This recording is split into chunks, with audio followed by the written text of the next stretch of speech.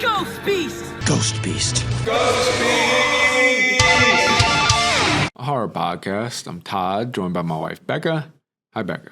Hi. Hi. We watched Psycho from 1960, directed by the one and only Alfred Hitchcock. Don't think I need to introduce what he's done. I guess we could start off by saying we are kicking off Pride Month with this one. Yes. I figured it would be nice to go back to a classic movie to kick it off, I guess. And I think we talked about this a little bit, that with a movie like this that's been analyzed to death, everybody knows what it is.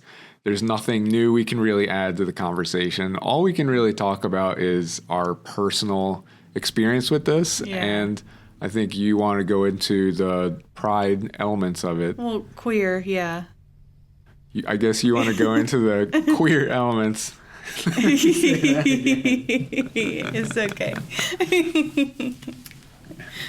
It's okay, hetero. Okay. And I guess you want to go into the queer elements a little bit in this as well. Yes, because I'm queer. Yes. So I guess the way I wanted to start this off, though, is just talk about our personal history with this. And for me, what's so interesting that I realized watching it this time, because I'm not someone who watches a lot of classic movies and Hitchcock, like I know you love all that stuff. Yeah. My dad's a huge Hitchcock fan. Yes. I just never really got into that era of movies for whatever reason. And I feel like you're kind of introducing me to a lot of this stuff, which is great because now I love cat people. Yeah. Just like you do, because I get it now, you know? And that's the funny thing with this one is that if you ask me like, oh, you've seen Psycho, right? It's like, yeah, of course I've seen Psycho. Everybody's seen Psycho. I'm realizing I saw it when I was very young on cable, and I don't think I caught the whole movie, but I knew all the big, cultural elements of it, like everybody does. So it's like, yeah, I know Psycho. But watching it now, like the whole beginning, like the opening setup and everything, I was like, I don't remember any of this. And that wound up being such an amazing experience because, again, if we're not talking spoilers right now, it's kind of hard to do that because I feel like everyone just knows this movie. But just to give a general idea, the opening, like, third of the movie, which you know what that means, if you've seen it, I feel like is perfect cinema. Oh my God, it's crazy. Yeah. And I was never able to appreciate that before, but the whole time I was just like, Jesus Christ, like this is incredible. It holds up in some ways very well. Yeah. Yeah. And I have some other thoughts about the rest of the movie. Yeah, me too. Because I don't know if I'd say that about the rest for a few reasons. But yeah, that opening segment is just so incredible. It like blew me the fuck away. I know. The cinematography is just... it's everything. It's like gold. Like, it's great. Yeah, and I kept noticing, I mean, like with the cinematography, we were finally able to like really appreciate the OLED TV that we have because the contrast just really stood out. Yeah. It looked really phenomenal. But it's really the way he marries the film, the picture to the music, like the soundtrack. Yes. It's a classic soundtrack. Everybody knows it. But I specifically noticed it's almost like I could see how people like Tarantino got a lot of inspiration from Hitchcock because it's the long scenes just showing like people's faces making expression while there's this loud, overbearing soundtrack.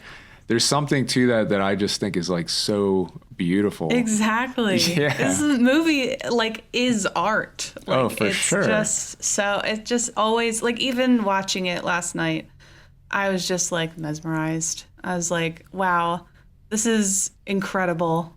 And, I don't know, just the way I've seen the storyboards before. I've been lucky enough to like, at the time, I felt lucky enough to see the storyboards. Now it's probably like so easy to find them. You just Google it. Would you see them in school? Yeah. I was looking at old books and I saw the storyboards and I just was so blown away. It like inspired me so hard. I can definitely see that for sure.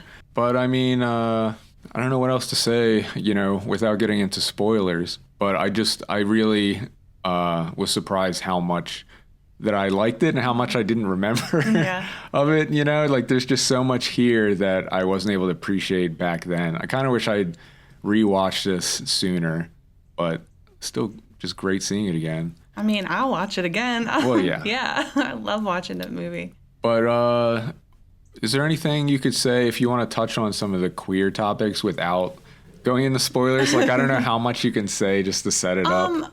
I mean, just to, I guess, preface a little, like, there are antiquated terms used. Yeah. Oh, and yeah. it's, you know, it's At worth the end, we were kind of like, whoa. Yeah. Okay. Yeah, it always kind of catches you off guard.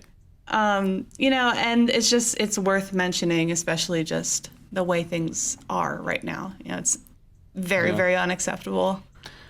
But yeah, it's just tough because a lot of those themes, and particularly like what I want to say about is something that happens at the end. It's stuff that you kind of can't talk about it without giving away the whole twist of the movie. Yeah. Which I feel like everyone knows already, but just for the sake of... Yeah, there might be someone. Maybe you sure. just never checked it. I mean, I showed it to you in you were in your 30s. What? Psycho? What? Wasn't it? Was that? No? Oh. Cat people. Oh, cat people. But I guess if you're one of those people who just isn't super into the older movies, which we're probably going to see more and more of that with future generations, because now this shit is really fucking old. You know what I mean? When I was a kid, it was old. Now it's real fucking old.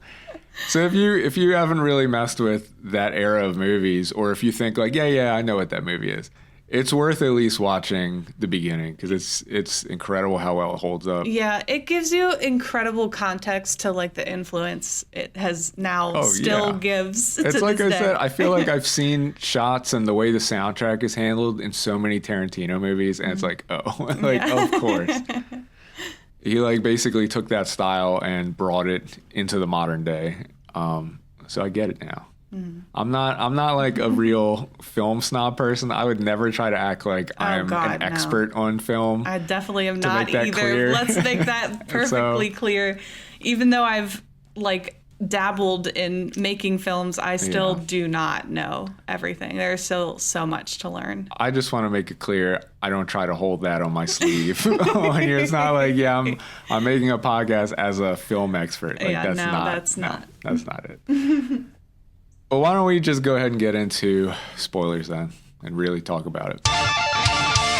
So right away, I almost forgot. I wanted to talk about this in the beginning. It's probably not even worth bringing up. Okay. But remember how we discovered the whole like algorithm search change before we watched the movie? This is like neither here nor there. This is very stupid. But when we were searching for it, I had to type out like the entire word psycho, which is like, how do you not know what I'm looking for? Like, come on. And we've noticed that on a lot of different platforms now. Yes, it's very annoying. It's like you have to type the whole fucking thing before it completes. And I was so confused. Like, why is this so bad everywhere? And I realized it was giving us the show Psych. Mm-hmm. And then everything below it was like stuff like Psych. It's like they changed the algorithm to predict like, oh, if you're looking for Psych, you're going to want to watch Monk and like this other dumb shit. That's like, no. It was a perfectly fine tool. You search and it would bring up the search results. Yeah, but that was like, I had to type the whole fucking word. Yeah. It's like, you know what I'm looking for. It's just a weird thing to implement because it doesn't seem necessary at all. Yeah, but anyway. Yeah. So yeah, I mentioned, so the first third that blew me away, it's the whole opening with, this heroine being introduced who then like a decent length into the movie gets killed, and then the whole focus shifts from there. Yeah. I know I've heard a lot before about how groundbreaking that was, and it still feels like really effective. Oh yeah, it definitely still works. Yeah, but I didn't remember anything about the whole setup, like how she got to the hotel. Oh, okay. That's one of the things I probably like caught it on TV and just tuned in, in USA and just saw the murder and was like, okay, cool. But I mean, first of all, it was funny because it so normalizes cheating in your relationship. And it's like, oh yeah, we just watched Mad Men. It's, I guess this is like the 1960s. It's just This is a normal thing. Unfortunately, yeah. Yeah, because she's with a married guy, and they're talking about running away together, I guess. But he's in like tremendous debt. Oh, is that apparently? It? I think so. But yeah, the whole lead up to then her like on a whim stealing this $40,000 in cash from her job and just making a run for it. And the way that she's like such a bad criminal who's like so guilty like every step of the way. I feel like okay, yeah, she wasn't a great like criminal, writing down the notes and then ripping it up. I think she was anxious. Yes, I think it was supposed to be like anxiety. That's what I was gonna get to though. Is like it's funny. Yeah. But at the same time, it just tells you so much about her mental state and her character, like so effectively, like setting up this high stress stuff, and with the soundtrack over top of it, you know, like with her driving and the music is just like hammering you. It does feel like so anxious. Yeah, and she's like playing scenarios in her head that she thinks is like happening. Like she's like super anxious. It's such effective storytelling. Yeah. It really is. And this is part of like this kind of lost art that's already been bothering me, which is like expressing a lot with a little and not over explaining. I think that's like, not to sound too fucking old. I think that's one of the issues I have with a lot of modern movies is even the ones that I really like, it feels like they spend too much time explaining things to the audience. Yeah. Which is funny because that's one of the complaints I have about the end of this movie. But that opening segment, it's like I said, it portrays so much about her character and everything, and the way it leads up, because it's such a normal story at that point. And the way it leads up to the reveal of the hotel, where it's like raining and super dark, and then you see the lights from the hotel in the distance. It's so chilling. Especially knowing where it's going, it so effectively feels really chilling. Yeah. Like, I'm sure it scared the shit out of people back in the day. If you just like suspend like belief for a little bit, like watching it, you can see why people were really scared at the time. Yeah. Like, yeah, of course, like some of these things can seem hokey, but if you really just like kind of put yourself back in time a little bit, like, man, they never seen anything like this before. Oh yeah, they got blood and titties everywhere, and they're like, they don't know what to do. Yeah, that too. There was quite a bit of blood, and everything that led up to the murder of the original character, it was just so effectively done, because after setting her mental state, and you know, it's like this slow it's like she's slipping into danger, basically, like you know, the way she's running away from her life and winds up in this hotel that's like so desolate with this fucking weirdo talking to her. But it just feels very tragic, like the lead up to what happens to her, and the actual scene that's like, you know, everyone's seen it a million times. It's still very chilling seeing like the door open through the shower curtain and the figure walk up.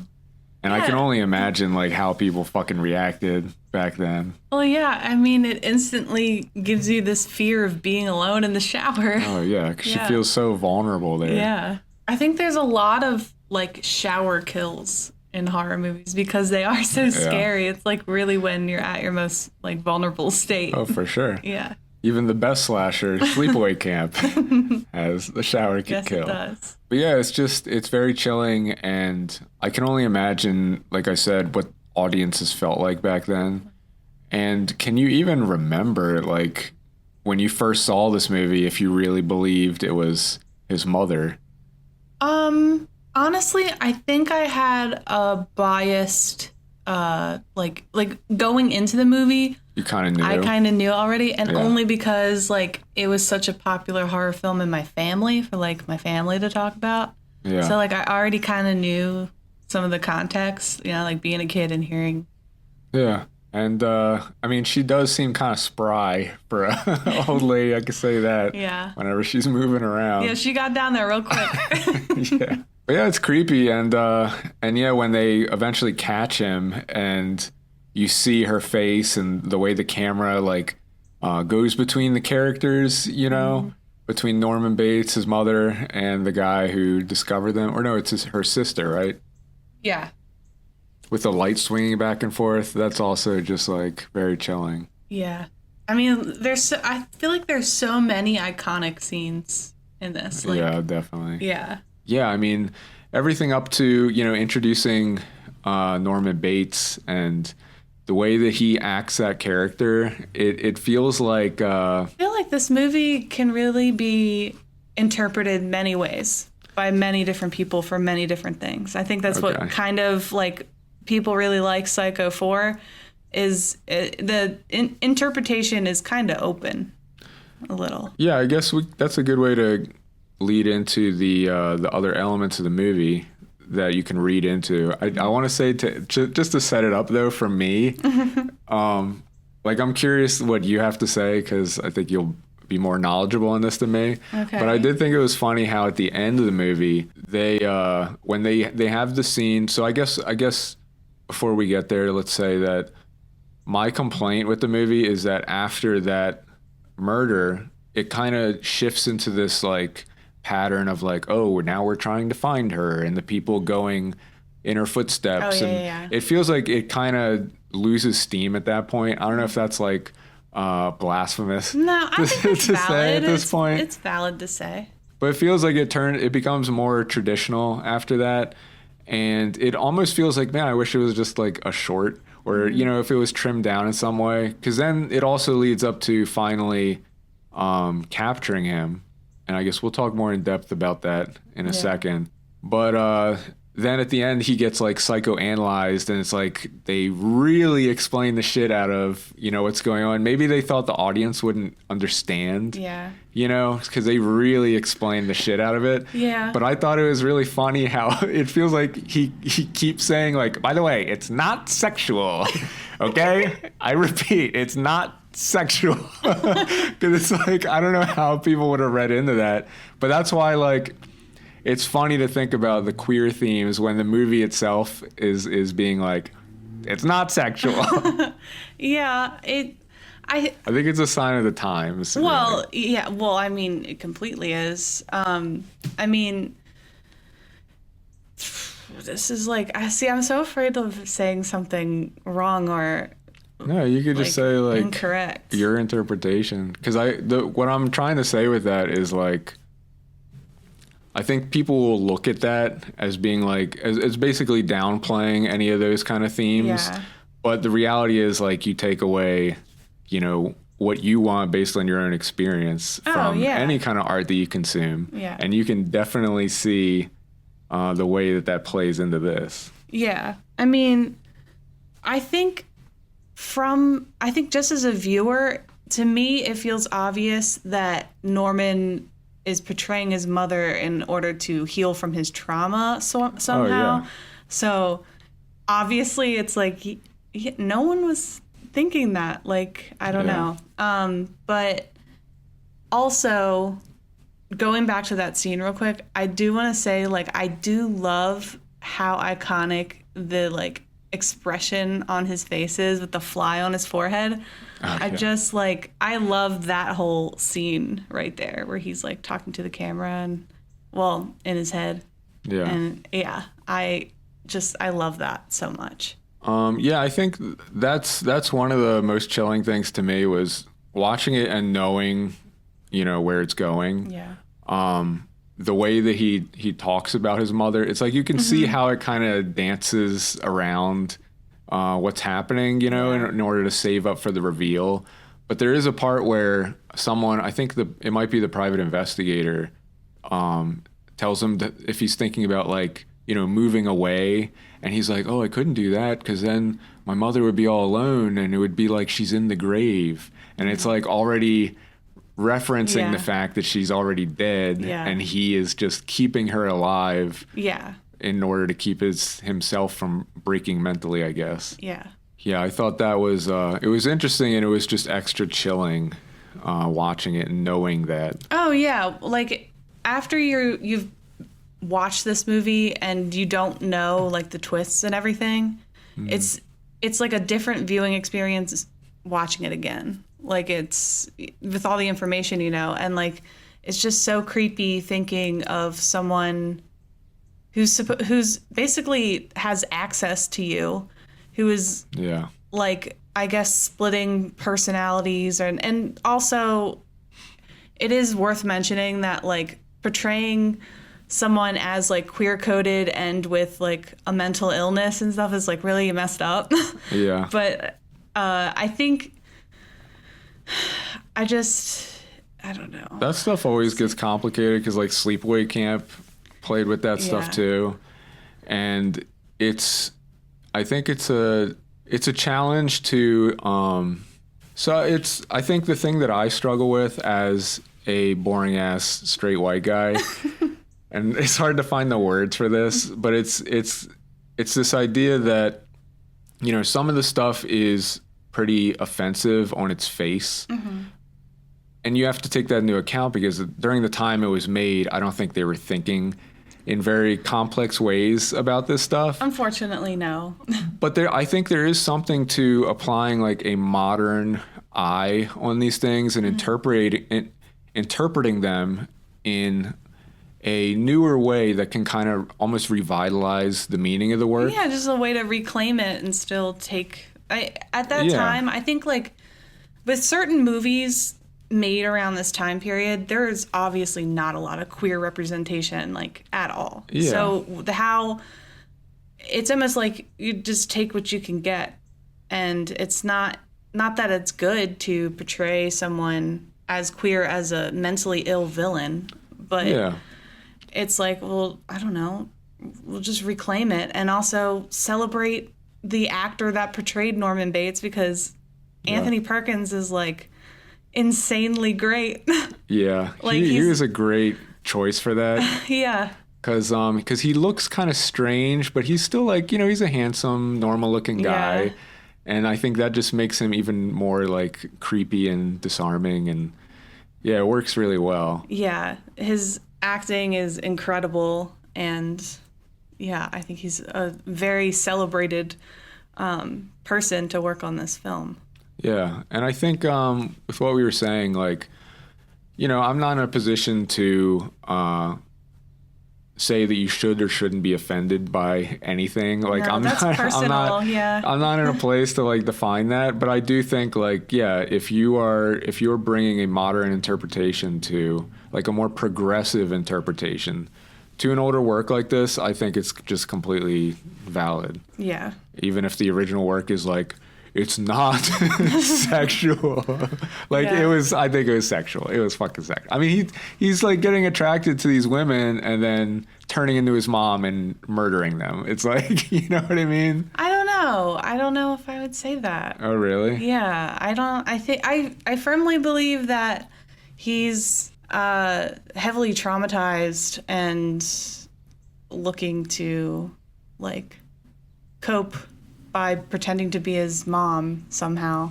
But I mean, he was like peeping on her beforehand. So I do think that some of that is the way Hitchcock directed it. Like, I think that he okay, so I think it kind of plays into the queer coding thing a little bit, and I could be wrong. Like, I don't know. But I do think that, like, by, like, making the character such a creep, and it's, like, bordering the line, like, is he queer, is he not queer, is a way of, like, villainizing him a bit for being queer, if that makes sense. Yeah. Well, I mean, that's what I'm saying. That would probably play into the original vision. Oh, yeah. But, like, we could just say, you know, we don't need to stick to that. You can. Oh, I don't know. I think you can interpret stuff however you want. Well, yeah, I know? think people can do whatever they want with, you know, art. You know, you view it and whatever it means personally to you. Yeah. Yeah. I do always think watching these older movies, it's always interesting to see how much like modern life has changed since then. You know what I mean? It's like the small details are always interesting, like the way that I mean, first of all, the way that she can just like walk out with all that cash and just like drive. Oh yeah. And it's like, well, she's fucking gone. Yeah. You know what I mean? It's like, yeah, I guess people did that, huh? Yeah. But I guess one thing that didn't change is the fucking cop who's just like up her ass God. Yeah. the whole time. Like, mind your fucking business. Jesus. You got nothing better to do. I know. Like, nobody got shit to do back then. Because that was the other thing. When she goes to the fucking garage, I was like, man, people talk too fucking much back then. Like, he just comes out like, hey, lady, like, it's going to be a bad day because it's early in the morning, but we're going to change that. It's like all the shit. It's like, dude. Like, people talk so much. They didn't have shit to do. Yeah, and like she was ready to like immediately buy the car, and he's like, "Whoa, whoa, lady! You need to take a day to think about it." And it's like, no, I feel like you go to any car dealership, and you're like, "Yeah, I want that one." They're immediately gonna sell it to you. It's also just weird how and kind of depressing how she's like, "Well, how much will this cost me?" And he's like, with the trade in. $700. And when she's like, yes, of course, he's like surprised, like, oh, you didn't even want to haggle? It's like, what the fuck, man? Like, that sucks. Yeah. But it is funny because you hear that, and it's like, I don't know what that means. Like, how much is $700? Is that like $50,000? I don't know. That was the issue in Mad Men too, when they'd be like, I'll pay you $1,000, and they'd be like, oh shit, I can retire. It's like, what did money mean back then? I don't know. But those are the kind of little details that are always kind of fun. And even the way that, they had to like send a PI after her because otherwise she's just fucking gone. Like, there's no way to reach her or anything. But that also just shows you these kind of stories, like, you can't tell these same stories anymore. Mm-hmm. It really is from a different era. And I don't know, it makes it feel like extra scary, like everyone is extra isolated. Yeah, and I think what's also worth mentioning is like another sign of the times, or maybe just gender dynamics, is all of the women are like, hi, I need help, or something's wrong, and we need to, and all the men are like, everything's fine. Here, take some tranquilizers. Yeah. And like all these women, like their intuition is like telling them like, this is not a good idea. Yeah, and all the men are like, everything's fine. Your sister's fine. And she's like dead. Like, sit down, broad. I've got this. Yeah. She's like dead in a swamp in the back of a car. Yeah. And that was another thing I thought was really creepy. I love the final shot of them like pulling the truck out of the swamp. Yeah. So effective. I think that was a really effective way to end it. It's just, I think, wish there was a way to trim down the other parts. Yeah. I probably sound like such a fucking Zoomer bitch saying that, but it's like, I guess that's just how I see it nowadays. You need to watch it in 30-second clips. I know. Oh, fuck off. It's not even like... Damn. No, it's just like... Because I realize how bad that sounds. No, but it's just joking. I know. I guess that's just... It's not even like that it's too long. It just felt like kind of unnecessary. You know what I mean? No, I get what you're saying. It kind of takes a break from being all aesthetic and, I don't know, creepy to like, oh, okay, it's just story right now. Yeah, it's like exposition. Mm. And again, like the way they have to just super fucking explain it at the end. Just felt like too much. But yeah, that's another sign of the times, I think, that... Mm. Probably back then, people wouldn't be able to wrap their heads around any of this shit. I think this was one of those movies where it would be like alleged that people were like throwing up and, you know, like... Pissing, shitting, passing out. Pissing, shitting all over the place. Yes, probably. Yeah, so it is like, it's a fun kind of relic in that way. Mm-hmm. So I guess...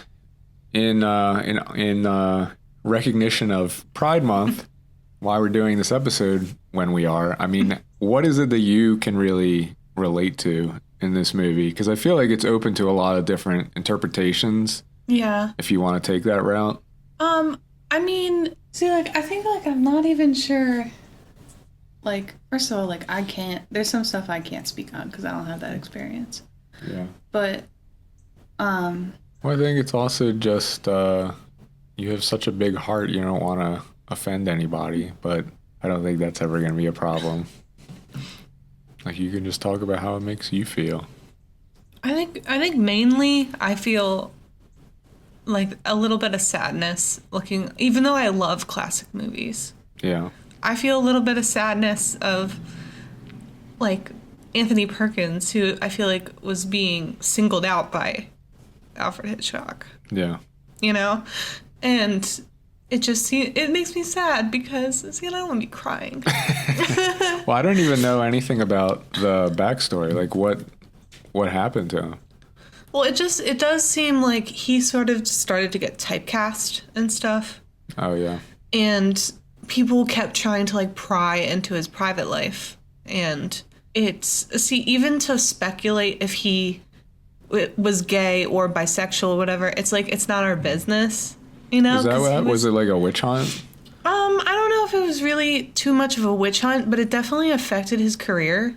Okay. And then, of course, you know, he unfortunately ended up passing away due to having AIDS. But I did read that there was a nurse that took a sample of his blood, like, without him knowing, and found out that he had AIDS. And instead of telling him, told the papers. Like, how awful is that? Yeah, I feel like, I mean, obviously Hollywood has a bad history with this stuff. I feel like horror does too, though, because that happened with Nightmare on Elm Street. Was it part 2? Where that movie has definitely got a read that's like a lot of homosexual themes that are kind of denied by some of the people who worked on it, but it still led to the lead actor being kind of blacklisted in Hollywood. Like, I remember reading something, I don't remember the specific details, but that sounds kind of similar, that he went through hell over that.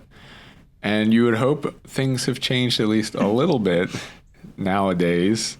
But that is a sad part of what going back in history with film. It is, you know, we talked a lot about how it represents the era. This is part of that. Yeah. Yeah. Yeah, unfortunately, you know, I even think about, you know, the way Alfred Hitchcock treated the women on his set was, you know. Oh, yeah. It's tragic knowing that and knowing that it happened, and it seems like no one did anything, which, I mean, unfortunately continues to be a pattern that is happening. Well, I feel like a lot of people, unfortunately, can be very apologetic to that when you look at the art that comes out, and I think that sucks. Like, you can still recognize. Yeah, you could still recognize that person did a shitty thing or multiple shitty things. Yeah. But I mean, I don't know. It hurts. I mean, and this is from my personal experience, having a small step into the film industry, it's still happening. Like, there is still, you know, sexual abuse happening and, you know, hierarchies being, you know, taken advantage of. But, I mean, it does seem like there's a little bit of that stuff, like, at least starting to come to the surface and people are taking action. It sucks that it even exists at all. Yeah. And, you know, I think in general, I don't like to get into, like, this kind of stuff. It's why, like, with Jeepers Creepers, we didn't really talk about the director, even though he did some horrible shit. Yeah. But at the end of the day, like, if something resonates with you like that, then we could definitely talk about it. And especially if we're invoking Pride Month, you know, it's worth talking about things like this. Well, yeah, they're important issues. And I think the only way we get light on them is by talking about it. Yep. So, yeah. And I look forward to seeing more older stuff. I want to see more Hitchcock. Because I honestly think I saw this and The Birds. And I remember really liking The Bird. It's called The Birds, right? Yeah, it's The Birds. Yeah. I know if it was Birds or The Birds. The Birds. Birds. I remember really liking The Birds. Yeah. When I was younger. But again, that's another one I haven't seen since it was on, like, cable. Yeah. So I'd love to see. I think my dad really likes Rear Window. Oh, yeah? Yeah. I think so. We've talked about that before. Yeah, you would know because you've talked to him about Hitchcock stuff. Yeah. Yeah, I want to watch more of them. Yeah, they're good. And it's worth mentioning, you know, Hitchcock wasn't the greatest guy. He was, you know, not that great. Yeah. It's just like, oh, God, you know. First in a long line of not great directors. Yeah, it seems to be a abusive pattern. Directors. You guys notice a pattern? Yeah. So anyways, we're going to cover some more Pride-themed movies going forward. Yeah, well, a few more. Just, you know, let's talk a little gay this month. Yeah, let's be a little on theme. Yeah. But for the time being, you can go to ghostbeast.com for all our links.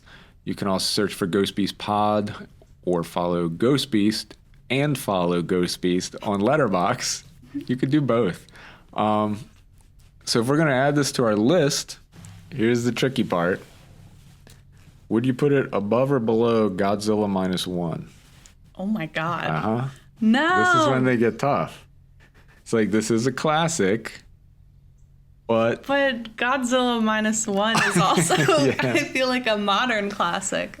And you can watch it in black and white. I really want to do that. Yeah, me too. I don't know.